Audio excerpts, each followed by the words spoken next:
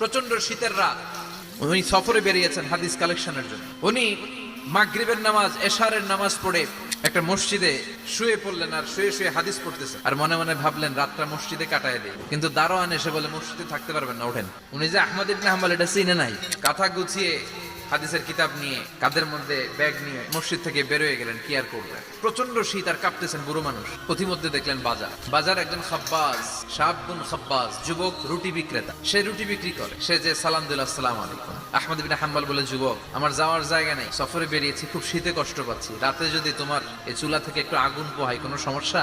যুবক বলে, না না সমস্যা না, আহলান ওয়া সাহলান, বস আমদেদ, আসেন আসেন, আপনি আগুন পোহাইলে আমার সমস্যা কি? আল্লাহ শুকরিয়া করে উনি বসলেন আর আগুন পোহাচ্ছেন। আর খেয়াল করলেন যুবক রুটি বানায় আর পরে আস্তাগফিরুল্লাহ, রুটির দলা বানায় পরে আস্তাগফিরুল্লাহ, খামির বানায় আর পরে আস্তাগফিরুল্লাহ, খালি এইটাই পড়তেছে। ইমাম আহমদ ইবনে হাম্বল তো অবাক, কিরে এটা আবার কেমন যুবক, খালি আস্তাগফিরুল্লাহ। উনি প্রশ্ন করলেন, যুবক ঘটনা কি?